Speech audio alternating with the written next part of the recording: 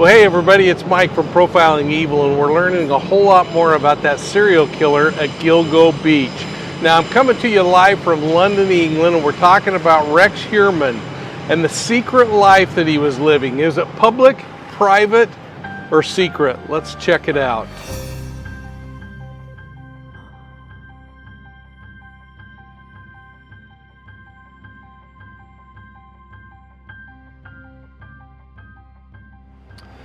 Well, welcome to Profiling Evil. You know, I'm over here in London, England this week for business, and I wanted to talk a little bit about the Rex Heuermann serial killer case. He's been accused of being the Gilgo Beach serial killer.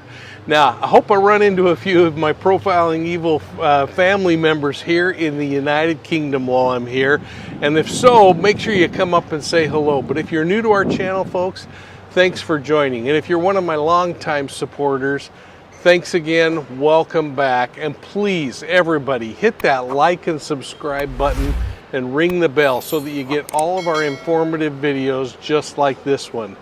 Now let's jump in to the Gilgo Beach serial killer case and accused killer Rex Heuermann. Now the Gilgo Beach alleged serial killer has been identified as Rex Heuermann. This is a 59-year-old white guy who grew up just outside of New York City. The string of murders that he's been tied to go back to 2010, but many folks are wondering if this guy is good for more homicides than what he's been charged for. Now either way, that makes Heuermann about 46 years old when the bodies started being discovered. Now if Maureen Brainard-Barnes was the first victim, this guy would have been about 43 years old when she disappeared. 2 years later, when he was 45, Melissa Bartholomew disappears, and Megan Waterman and Amberlynn Costello both disappear in 2010. Now, the United States Justice Department did a big study on serial killers, and I've read that thing through and through, and frankly, have taught pieces of it over my career. Their findings suggest that people like Heuermann, that age range, 46 years old, is much older than most serial killers. Now in the Justice Department's report, and you can look it up, it's titled Profilers in Terror, the Serial Murderer. Now the profile suggests that serial killers are white guys who are 25 to 34 years old. You know, I spent a lot of my career studying serial predators, and I've personally interviewed a bunch of them. Here's why I think this statistic is so important. Heuermann is 10 plus years older than that high-end average. Remember, 25 to 34 years old, suggesting that he would have been in the twilight years of criminal predation if, in fact, he truly is a serial killer. Or, frankly, he was simply a late bloomer who got started late in the game. Now, generally, there are four types of serial killers. First is the visionary predator who blames his crimes on some psychotic event or visions that they're having. In essence, this type of killer believes they are being directed to commit the homicides. They're on a mission and they're fulfilling something that they believe. It might be a religious fanatic like some of the killers we've talked about. It might be some other psychotic event that's leading to it. Now the next is the mission-oriented killer who sees his real goal as being eliminating some type of problematic group of people. In the case of the Gilgo Beach and the victims in that case, it might be that this killer is trying to rid the world of sex trade workers, trying to get rid of what they think is something of no value. They frankly believe they're doing the world a favor, if you believe all the malarkey they're spinning. Now, there are killers who actually get pleasure out of the act of killing, and there are some serial killers who are driven by power and control. That power and control that they experience when they're exerting control over their helpless victims. Now, if we go back to the investigative profile on Gilgo Beach and the broader Long Island serial killer, it suggests that this is going to be a predator who's white, probably educated, and probably a white-collar professional of some type. This is a pretty generic description that's often given in these serial killer cases, but this kind of person, the thing that I think is really valuable information is they have enough persuasive skills to charm people, to pull off this thing of getting victims to willingly come along with them. Now, if he's purchasing sex trade workers, that could be the whole guise for getting them to come along. But it leaves me wondering again, if this is Heuermann, if Heuermann is the suspect, he was in the twilight of his criminal career. And that makes me wonder if he's got a whole bunch more victims out there, or if he just was this late bloomer. But either way, starting late in his career, if he'd been doing it for some time, it may have been what led to him making mistakes that have led to his arrest. And that is going to prove to be really beneficial. Now, as you go down this Gilgo Beach rabbit hole, I want to talk about a profiling principle that I often taught to criminal justice students and police investigators all around the world. Now, this isn't going to be some kind of a holy grail moment, but I hope that it helps you understand some of the statements that are coming out right now about this case, and frankly about Rex Heuermann, the now named suspect in these murders. And I hope you don't mind the noise from the Waterloo station behind me or the city sounds. You know, a few weeks ago when I was doing a presentation from New York City in the downtown, or actually midtown area of Manhattan, some of you complained about the background noise. So I hope you kind of can get over that and just enjoy the experience with me. But this guy, now named as the suspect in the case, and here's the thing, while police and prosecutors are releasing the arrest affidavit information, and family members, these surviving victim family members, are sharing their views of what happened to their loved ones, views that they have about Heuermann, for instance, we're starting to see comments that seem to be kind of polar opposites from each other. Now, the criminal affidavit that the prosecutor used provided some really solid information and evidence that they're leaning on for this prosecution.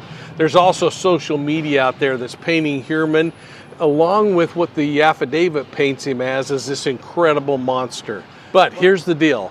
While the prosecution and social media are painting one side of the picture, some neighbors and associates are sitting on a fence, so to speak, when they describe the alleged killer, and frankly, while others saying that his behavior is that of a serial killer, these folks are stepping up and saying it isn't in what their perception of a serial killer would be like. And how do you define that? I guess we each have our own monster that we've created in our minds. But to help us dig into this a little more deeply and perhaps a whole lot more responsibly, let's examine Heuermann's public life, his private life, and his secret personas. Now, I want to start by talking a little bit about his public life persona. And as you think about these personas, go back to the Profiling Evil Academy and check out some of my videos where we dig into this a little bit deeper. But as you think about these personas, public, private, secret, personalize them. Think of examples where you've witnessed these kinds of behaviors in others, maybe in yourself. Now, our public persona generally is a reflection of how we would like other people to envision us. In our public personas, we're putting our best foot forward, so to speak. In our interactions with other people and the way we present ourselves, we're kind, we're polite and gracious, and our hope is that somehow we'll gain the trust of the people that we're talking to. In effect, we're manipulating others. Now, this public display can be found in our verbal communication, our nonverbal communication, and even in our physical communication. I mean, think about this. When you put your hand out to offer a door for someone or to invite them to step in front of you, or if you're muscling them out of the way so that you can be the first in line. We see these public personas starting to share all kinds of verbal, nonverbal, and physical behaviors. Now, think about this again when you're thinking of social circles and your social media. It could be the platform you choose to associate in or the emojis that you use. But we're learning a whole lot more about Rex Heuermann and his background. For instance, this guy is still living in the, well, now he's living in jail, but he was living in the home that he grew up in. We're learning a lot more about his behavior when he was in high school, and we've heard from some of his high school schoolmates who are weighing in. Now keep in mind, high school for Rex Heuermann was 43 years ago. People can do a lot of changing in that time, but it's still interesting to learn more about him and maybe see some of those personality characteristics that could have bubbled up to the surface in the course of committing these homicides. Now we know publicly that he was married once before, divorced, and now he's currently married to his second wife. He's the father, and we know that his daughter worked for him in his architectural firm in Manhattan. Now this guy also has a stepson from his second marriage, that's the current marriage, who also reportedly works in the office.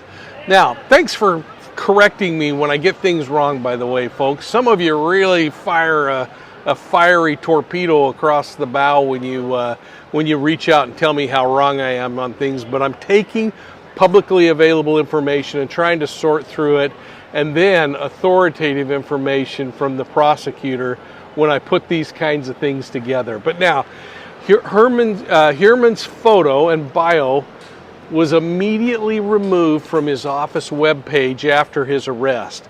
But going back and looking at the archive pages that we've been able to recover, we see where he boasts about his career online. And in this video, it's been floating around the video the last couple of days. We're going to see him actually talking about what he did professionally. So let's watch that video, and thanks for the guy who made the interview.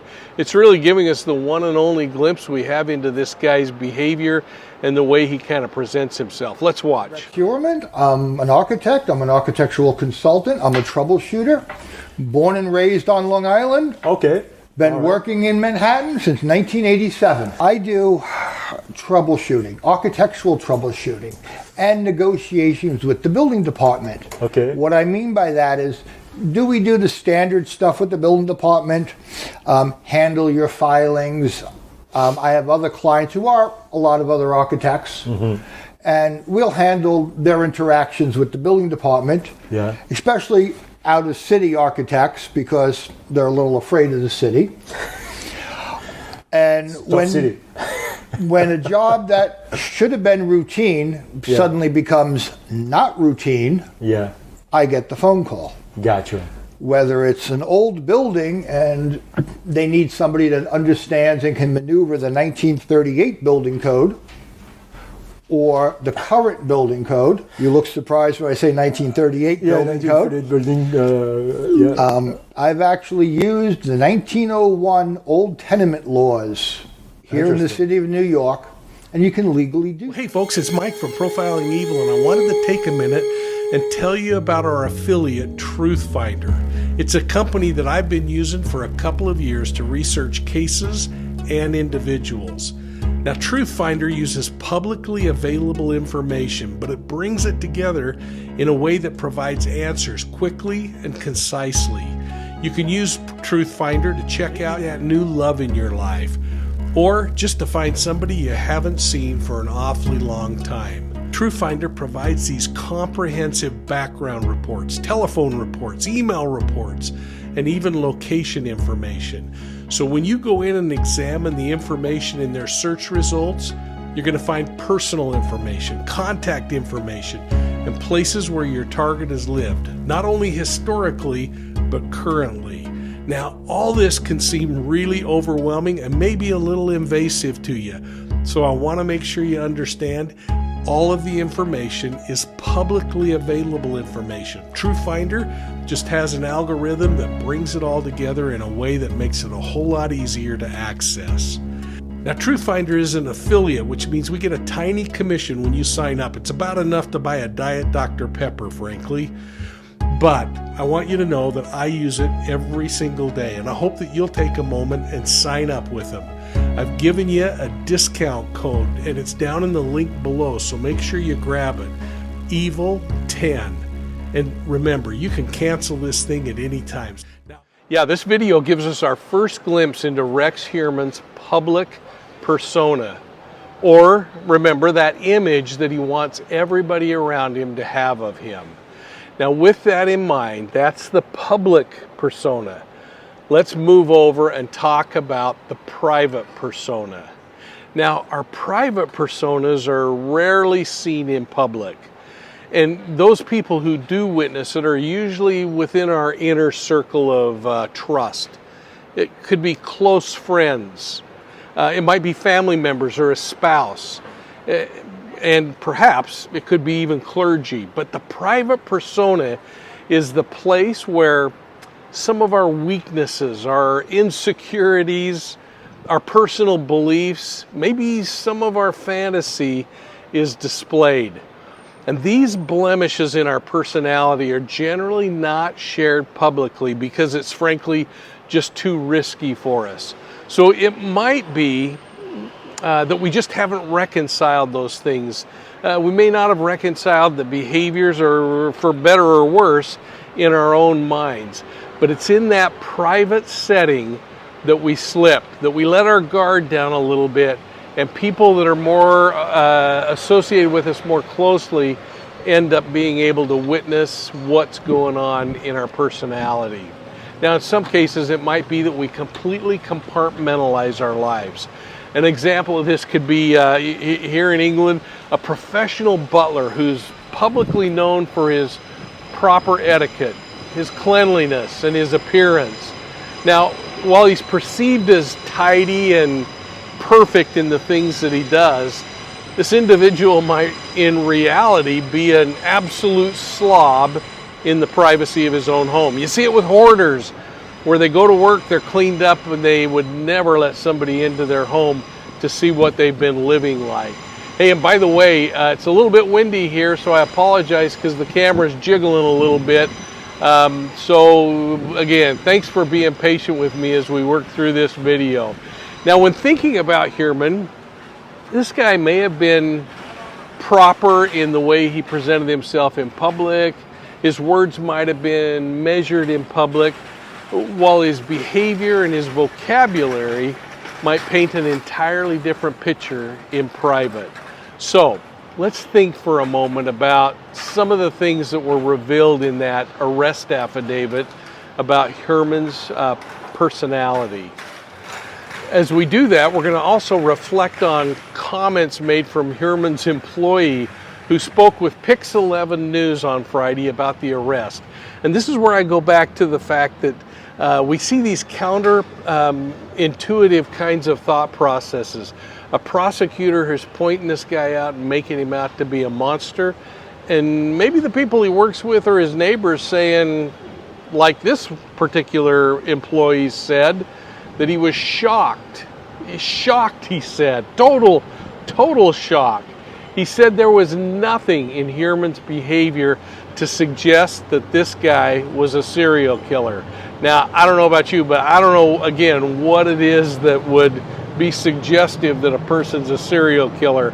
And I'd be really interested in knowing what you think would be the hallmarks of a serial killer, and put your answers down below so we can kind of chat about that and have some fun together. It could be kind of interesting to do that. But this employee said that he'd never witnessed Heuermann being violent, but he acknowledged that Heuermann would get angry. Who doesn't? Now, he said that Heuermann was like most bosses, good when he's having a good day, and boy, stay away from him when he's having a bad day. And again, those bad days might be an example of that private side coming to the surface. You know, if he engages in a bunch of different behaviors, some which might be considered deviant and others that are criminal, again, we see those bubbling up in the private area, but it's this is where we start seeing us move into the next category. But first, it's also a place where we see things like these private email accounts, fictitious accounts, like the Tinder account, and the other activities where he likely would keep his identity from other people and use them only for the purpose of whatever deviant thoughts he was having. Now, some neighbors describe Heuermann as a normal guy in the neighborhood. Others said they really wondered about him and that he creeped them out.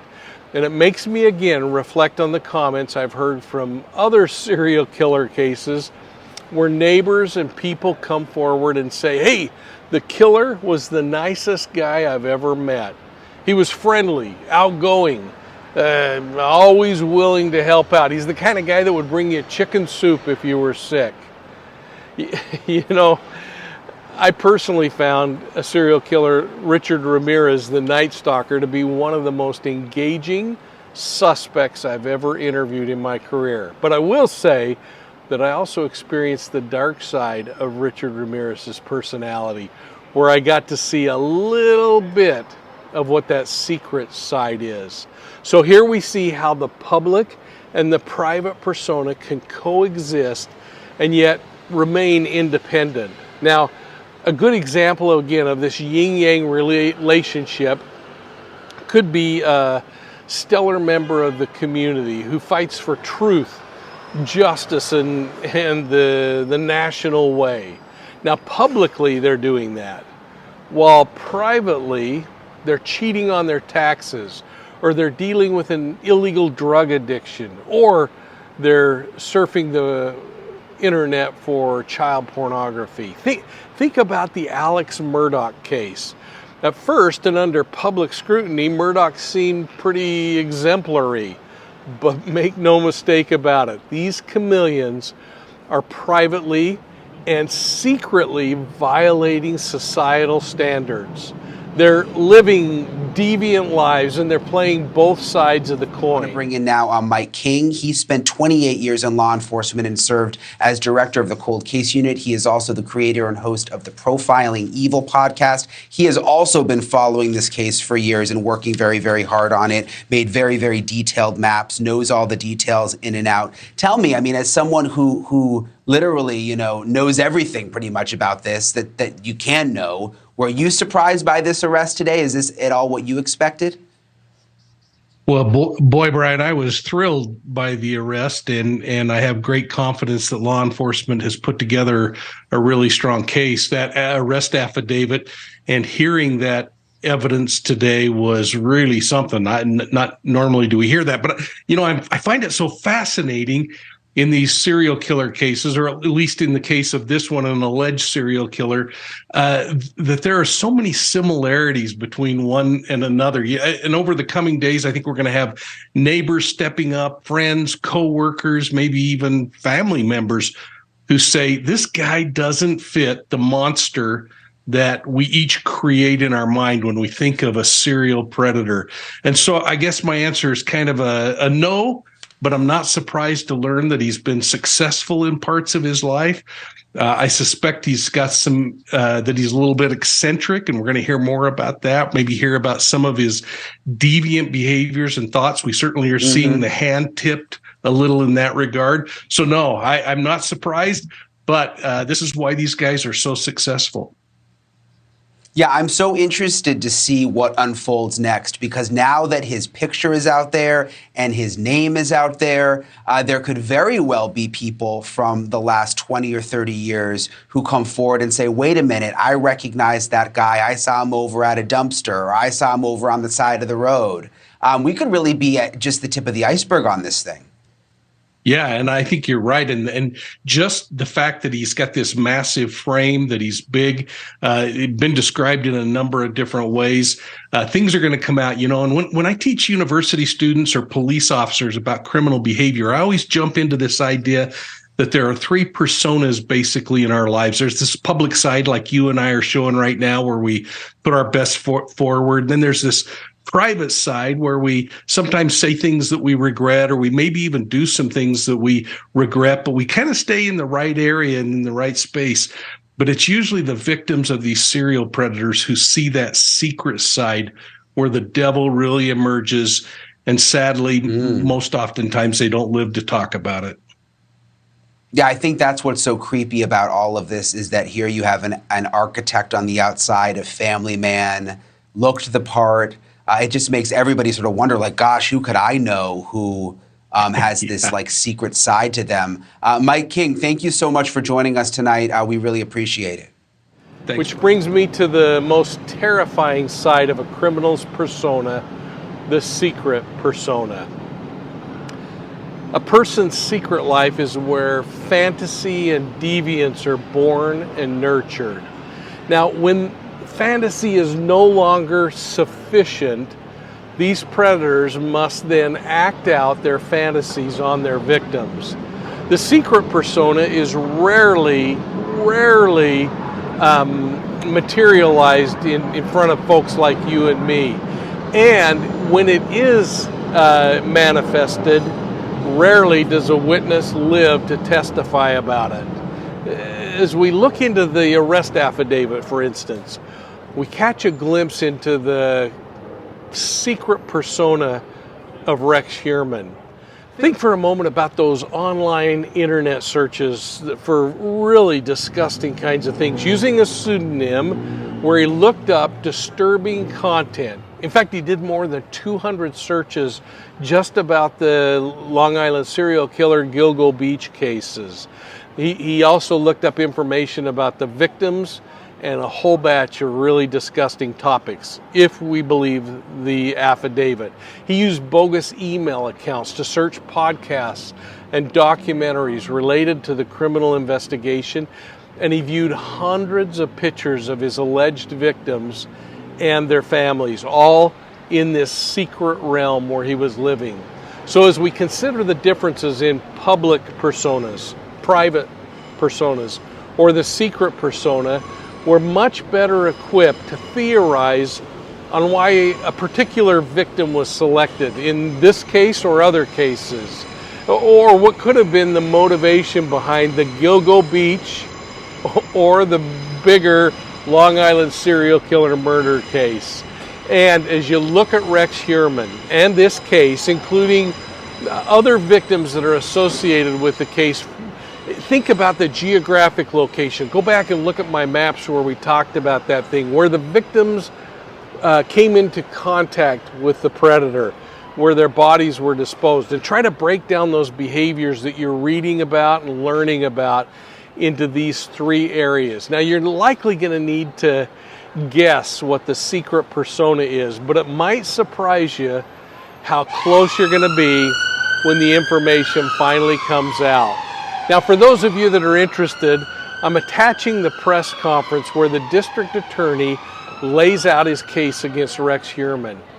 I'm going to play it at the conclusion of this segment, and you can stick around and listen to it, or if you've already heard it, you can just sign off. But I hope that this segment helps you better understand the three portions of a person's life, the personas, their public persona, their private persona, and their secret persona, and consider them, and hopefully it'll help you piece together this case and other intriguing cases that you're looking at. So folks, if you like this video, please consider subscribing and click that like and subscribe button. Ring the bell so you're getting all of our videos like this one. You know, Profiling Evil can be found on Facebook, Instagram, YouTube, and Twitter. And if you like podcasts, make sure you're checking out Profiling Evil podcasts on your favorite podcast platform. Well, thanks for all your support of Profiling Evil, folks. And from downtown London, we'll see you soon at the next crime scene.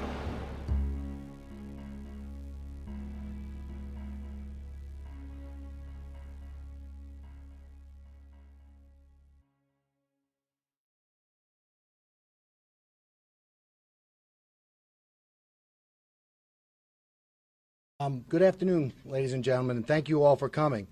I'm standing here with my law enforcement partners in the Gilgo Task Force to announce the indictment of defendant Rex Andrew Heuermann, 59 years of age.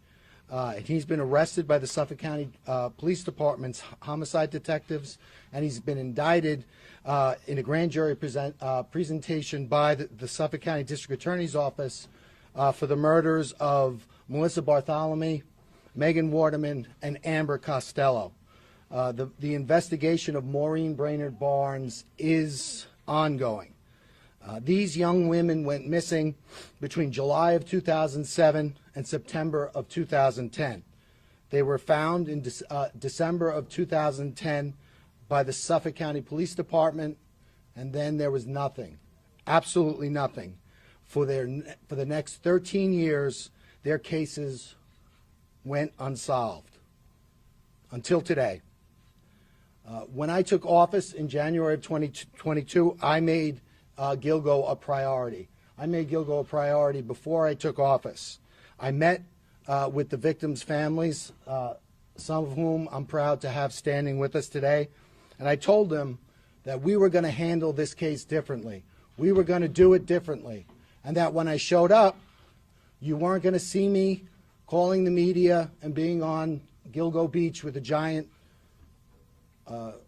magnifying lens looking for clues 12 years after the case. What I was going to do was I was going to work with my task force. We were going to form a task force. We were going to work with the Suffolk County Police Department. We were going to work with the Suffolk County Sheriff's Office. We were going to work with the New York State Police.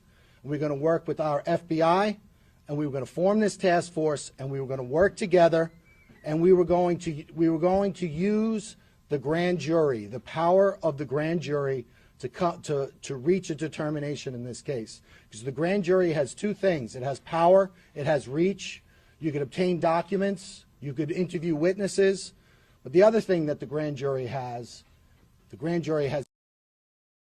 no one knows what you do when you operate a grand jury proceeding. And we knew that when we were investigating this case and when we dealt with the media or whatever it was we were doing, we were playing before a party of one, because we knew the person responsible for these murders would be looking at us. So we were very careful how we handled the investigation. We maintained the integrity of the investigation. Most importantly of all, we maintained the secrecy of that investigation, and I think that's paid dividends as we've seen today. Now, I think that when we had the task force, the first thing we did, got together with Suffolk County Police Commissioner Rodney Harrison. We formed the task force. Our first meeting was February 1st of 2022. And what we did, all of the agencies here, we made the commitment. We were going to take our most talented investigators. So in the district attorney's office, we took ADAs, myself included. We took analysts. We took detective investigators. And they worked on a daily basis with other talented investigators from all of the agencies here. We started that in February 1st in 2022. 6 weeks later, on March 14th, 2022, the name Rex Heuermann was first mentioned as a suspect in the Gilgo case. A New York State investigator was able to identify him in a database, and from that point on, we used the power of the grand jury, over 300 subpoenas and search warrants looking into this individual's background to bring us to this day. So I'm proud. I know that this case is over, but I'm proud of what we've accomplished up to this point. I know we have more to accomplish, but I'm also thankful for the partnership of the task force, because certainly without the participation of the task force, we wouldn't be standing here. Before I thank some folks and turn it over to our partners, I just want to talk a little bit about the evidence in the case. I know a lot of people know about the case. As I indicated, The victims went missing between July of 2010 and July of 2007 and September of 2010. And in December of 2010, their bodies were recovered. They were buried in a similar fashion, in a similar location, in a similar way. All the women were petite. They all did the same thing for a living. They all advertised the same way, and there were immediately there were similarities with regard to the crime scenes. All the women were bound at the head, at the midsection, or at the chest, and later at the legs. The other thing I think that that's been talked about in the media was they were bound by burlap. That has taken a life of its own in the media, and the burlap has been described or thought to be the burlap that's used at a nursery for. That's not the burlap that was used in this case. The burlap was camouflage burlap used for duck blinds of hunting. Obviously it was used to purposely hide the bodies. One thing that became immediately apparent was at the time of each of the murders, the murderer, the defendant Heuermann, he got a cell phone and a burner phone, which is prepaid and anonymous. And for each of the murders, he got an individual burner phone, and he used that to communicate with the victims. Then shortly after the death of the victims, he then would get rid of the burner phone. And right away in December of 2012, FBI CAST analysts, special agents with the CAST unit of the FBI, they immediately began looking at that cell site data. They compared the victims' phones with the burner phones, and they immediately honed in on some similarities, specifically in the Massapequa Park area. And they looked at an area of a confluence of 4 cell towers, and they realized that this had significance because the perpetrator of these crimes was probably located within this area at or around the times of the murder. And that was mapped out. That was called the box, and it was an area in Massapequa Park. The FBI also managed to do that for an area in Midtown Manhattan. And so that was an investigative lead. The other investigative lead at the time was, even though there was a significant amount of time that elapsed with regard to before the victims were recovered, there was some significant evidence recovered. Specifically, there was a hair recovered from Maureen Brainard-Barnes from a belt buckle that was around her legs. With regard to Megan Waterman, there were 3 hairs recovered from her, one from around her head area, one from around her leg area in the burlap, and then there was one caught in between the tape. And that was recovered. Amber Costello also had a significant hair that was recovered during the time of the recovery. But again, the crime scene, because it was out there for so long and because it was exposed to the elements, those hairs were degraded, so you couldn't use traditional DNA analysis on it. You would have to wait and use mitochondrial DNA. And back in 2010, the technology wasn't there for mitochondrial DNA. So the investigation proceeded, but also technology proceeded as well. And then in January and February of 2022, we formed the task force. We began working collectively. And then a mere 6 weeks later, on March 14th, 2022, Rex Heuermann was identified for the first time. And the manner in which that was done was the New York State investigator looked at a database.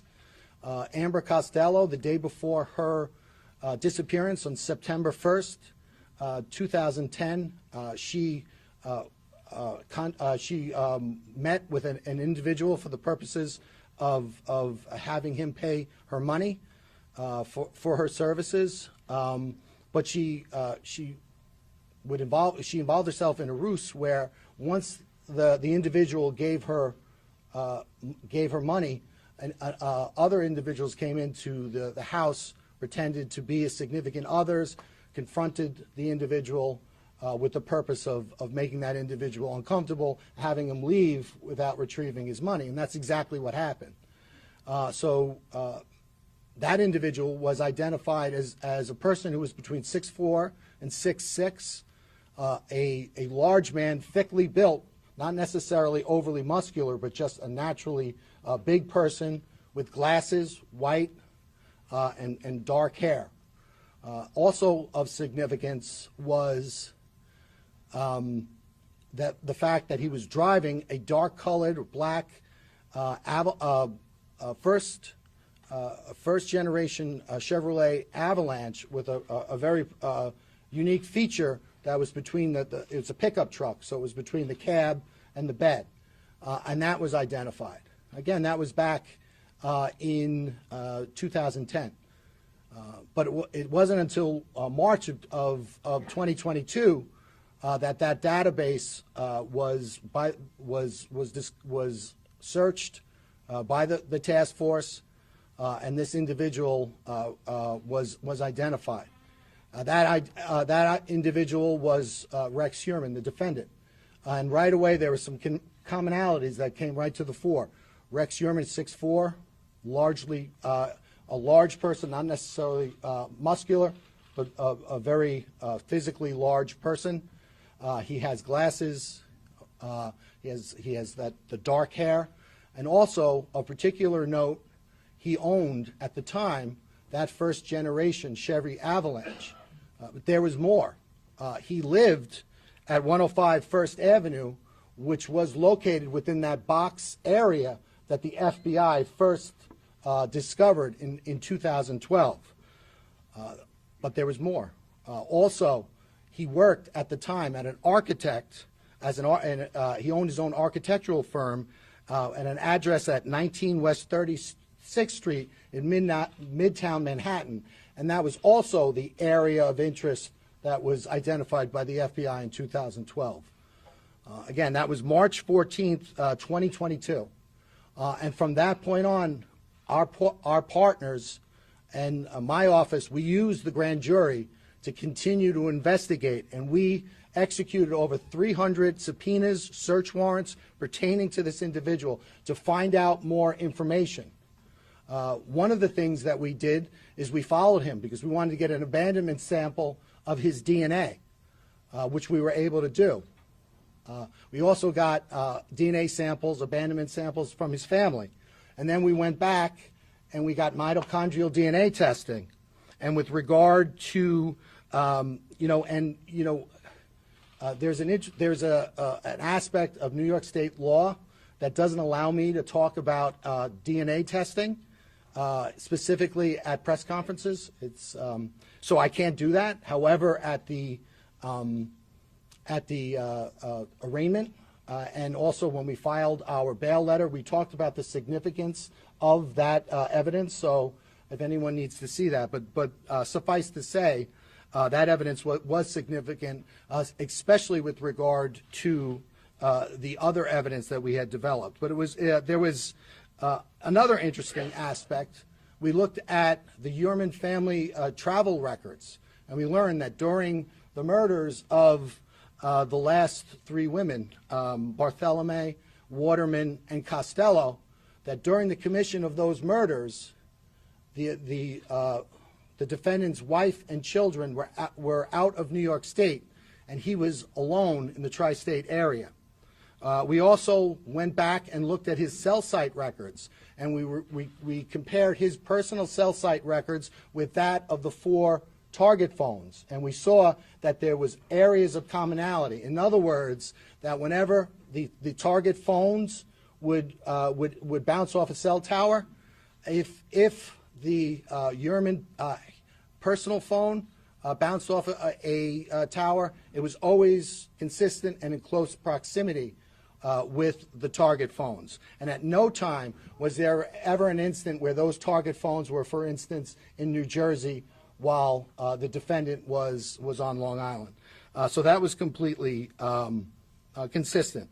The other thing that we looked at was we looked at his use of burner phones, and we followed, using the grand jury, using the great investigative help from our partners, we followed his use of burner phones. We were able to identify 7 separate burner phones that he used. We were able to use fictitious or fraudulent email addresses and get Google warrants, and from there we got his searches. And we learned what the defendant was searching. In a 14-month period, he had over 200 searches pertaining to the Gilgo investigation. Not only was he looking at investigative insight, he was trying to figure out how is the task force using cell phones to try to figure out what's happening. What are the developments with regard to the task force? And this really supported our decision to keep our investigative focus secret, because we knew that this one person would be watching, and we didn't want to give him any insight into what we were doing. And we also didn't want him to know just how close we were getting. So we maintained the grand jury secrecy, and we maintained the integrity of our investigation. In addition to those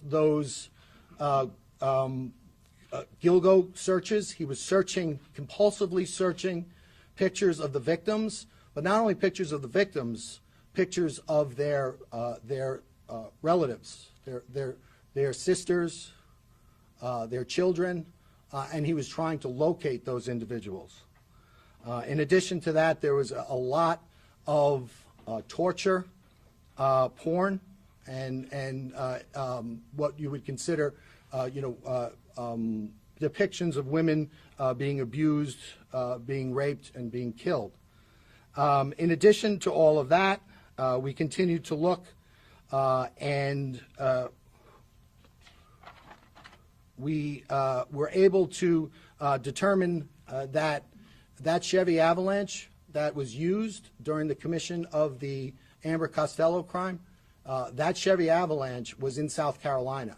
And again, with the help of our partners, we were able to seize that Chevy Avalanche pursuant to a search warrant, and we're certainly going to analyze that. In addition to that, pursuant to the arrest of the defendant last night by the Suffolk County Police Department, we obtained one of his burner phones, his last burner phones. As I said, this case is not over, it's only beginning.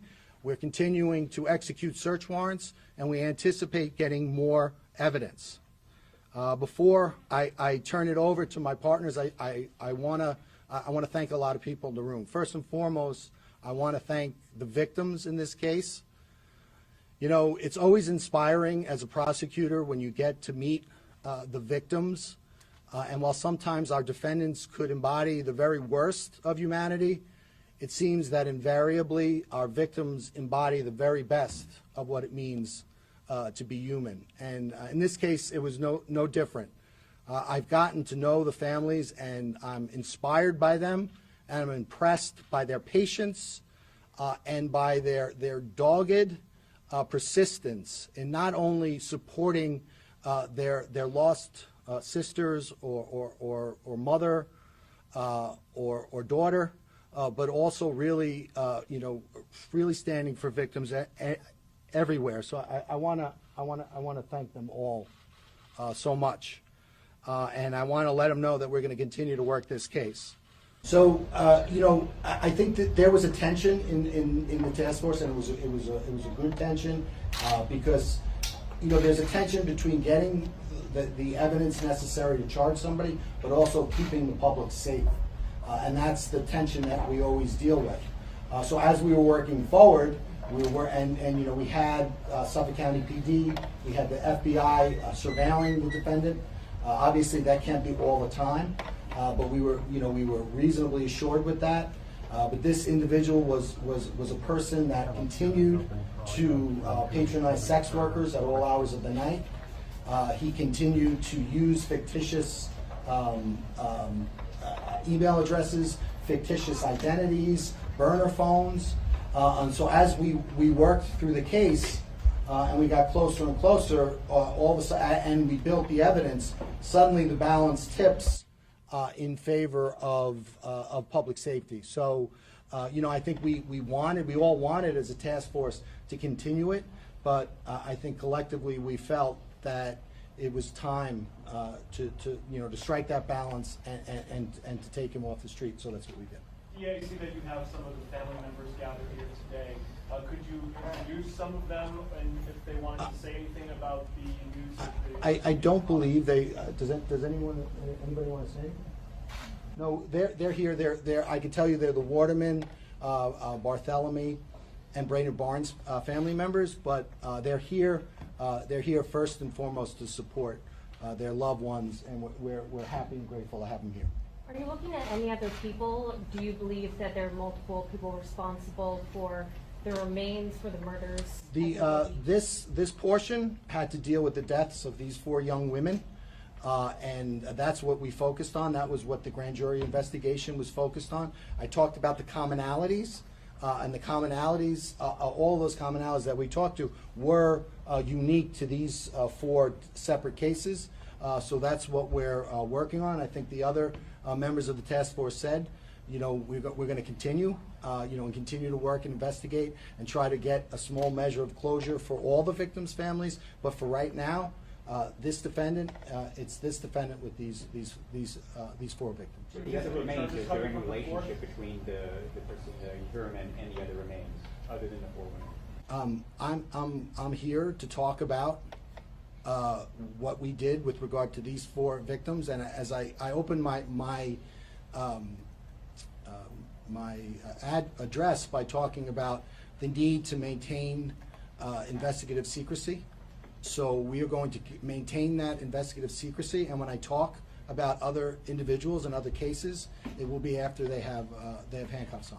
Ray, you mentioned that there was a New York State officer made the link with Heuermann. He looked at data, and that's when Heuermann came up shortly after the task force. Can you explain that? Can you talk a little bit more about that? So, I mean, we talked about some of the evidence that was there.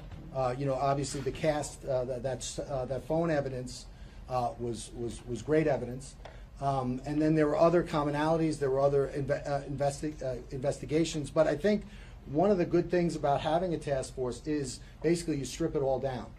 And you start from scratch, and then you use the DA's office, because the DA's office has to get you the lifeblood of an investigation is information. And the way you get information on a cold case is the district attorney's office issues subpoenas in conjunction with the investigators and execute search warrants, again, in conjunction with the investigators. And then you mine all that data, and then you let that data take you where you need to go. So that's what we did in this case. And 6 weeks in, the break in the case, a significant break in the case, was the avalanche, and the fact that this guy, he was described by witnesses as an ogre. He matched the description of the ogre and where he lived. Was the avalanche the link there? Was that what jumped out? Well, I mean, it was a lot of things, right? It was his physical size. It was his where he lived, where he worked. The fact that his family members were out of the country at the time of the commission of the 3 murders. The fact that then you start looking into him, and then you start getting burner phones. Well, we had up to 7 burner phones. He's using these fictitious email addresses. So then you follow him and you get an abandonment sample. Then you go back to some of the old evidence. So it's, there are, I mean, March 14th, 2022 was a huge day for the task force, but it's never one piece of evidence. Well, there's like what they'll call lawman searches, and basically what it is you run a certain make and model of a car and certain other, where you live or what you do for a living, and then you get data, and then you mine that data for something that would match with your with your case. And you do that. You don't do that just you do that 100 times. Until it hits, until you get the right data points. Did the suspect say anything when he was arrested? Was he surprised? Did he admit to the murders? So we can't talk about ethically in New York. We can't talk about any statements the defendant made, but he made. We're not turning over any statements. Was he surprised? I would say he was, yes. You mentioned a unique feature that helped you track down the avalanche. Yeah. So in between the bed and the cab, there's like a little triangular ornament almost, and it's unique in the way it's configured. It's unique to the avalanche. It was unique to the avalanche at that time, and that was something that was pointed out by witnesses. Might there be other victims What? associated with this? Well, the investigation is continuing, and I would never say never. And we're going to continue to look at, again, now this is a watershed event in this case. And so we've now are going out and we're executing more search warrants. We'll get more information, more data, and together we'll look at that and see where it leads. Can you share how the other victims' families are feeling today? I'm sorry? Did you speak to the other victims' families? Did they tell you how they're feeling today? So this investigation had to do with these 4 victims. So we've been in touch with the 4 victims through the grand jury process.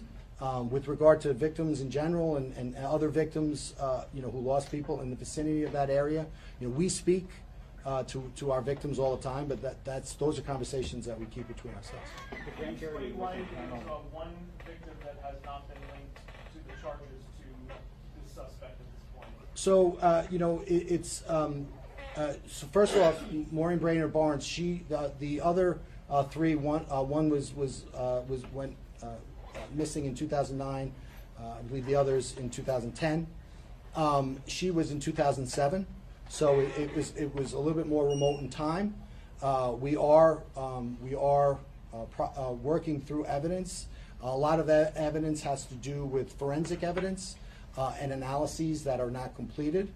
But once those analyses are completed, we feel good about the case, and we're going to just continue to let that process go. And again, I think the initial plan was to allow the grand jury investigation to go a little further, but at a certain time, again, the task force felt, we need to, for reasons having nothing to do with the evidence in the case, we need to take it down. And Jay, can you just sum up this defendant? You've seen a lot. Can you just sum up this defendant and what he is accused of? He's, as a prosecutor and as investigators, he is charged with a crime. There are certain elements in which we need to prove that crime. We are going to prove those elements. We're going to work hard. We're going to convict him, and we're going to hold him responsible for what he did. And whether, what I think of him personally, whether I like him, whether I don't like him, doesn't matter. We are going to hold him responsible for what he did in this case. When was the grand jury and panel, and is it concluded? The grand jury is it's secret, and we're going to keep it secret. But we have an investigation, and it is continuing.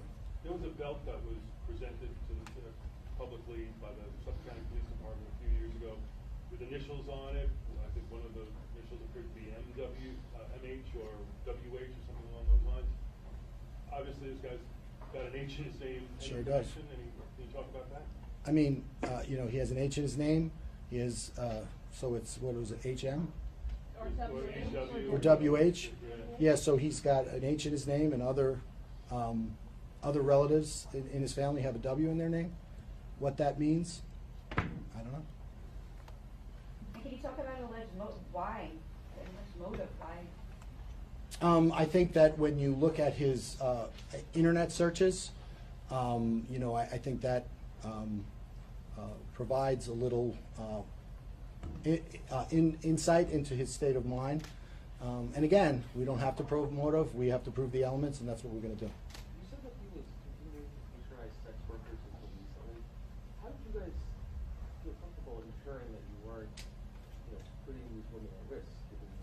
Well, you know, you said women. You know, with regard to the sex workers, what we did was we had him under surveillance. We had other means of monitoring him, and again, it's a process, and that process is you have to balance the ability to find enough evidence to charge him and hold him responsible with the balance of keeping the public safe. And it's not easy, and we decided at a certain point in time that that we needed to take him down because we didn't feel comfortable with it. So that's what we did. Did the frequency of his searches or the type of his searches increase to cause you alarm? I don't think it was so much. I don't think it was so much the searches. I think that the conduct of the defendant was very consistent. I think, but the quality of our evidence was increasing by the moment, due to the great work of our task force partners. So at a certain point in time, we're like, okay, we can do this. Was there a murder weapon, or was this all by physical force? I believe the cause of death is homicidal violence. Obviously, given the length of time and the exposure to a very harsh environment, forensically there was not not a lot that could be done with the remains, other than come to that conclusion. He owned 92 guns. It was said at the arraignment that he had a license to have 92 guns. He has permits for 92 guns. He has a very large safe in which guns are kept. We are continuing to execute search warrants, so I'm sure we'll have that answer shortly. There's quite a large gap between when he last turned it down his arrest. Is there any concern that he committed any other crimes in that time period before the task force was set up? I'm sorry? Is there any concern that obviously he last was known to commit a crime in 2010 and it's now 2013? The task force was set up in 2022. That's quite a large gap. Is there any concern? I think there's always concerns. I think I got into office in January 22. We worked with our partners. We had our first meeting February 1st, and we worked. And March 14th was really that watershed day. And when I tell you, I'd like to brag and say that my office was really working hard, which we were, but no other agency was working any less hard than we were. Once we realized what we had and we realized the stakes, all of our partners really worked. I think if you look at the folks standing here, I don't think that, in the last 48 hours, any of us have gotten more than 3 hours sleep. Regarding brainard-barnes, how much more do you need to actually tie into that? We are going to continue our investigation, and when we are prepared, when we have concluded that investigation, we will, we'll bring that to a conclusion, but we will not do it before. Between all the search, you have one more? Yeah, between all the search warrants and the subpoenas, were you ever do you ever think that you were going to lose them? In between all the searching around and stuff? I don't want to tell you, exact investigative techniques, because they're, again, part of the reasons why they're effective is because people don't necessarily know what it is exactly we do. But always a concern, but given the professionalism of our partners, their diligence and their commitment, we felt good about the case, or keeping the case going until we didn't, and then we took it down. Thank you. Thanks, guys.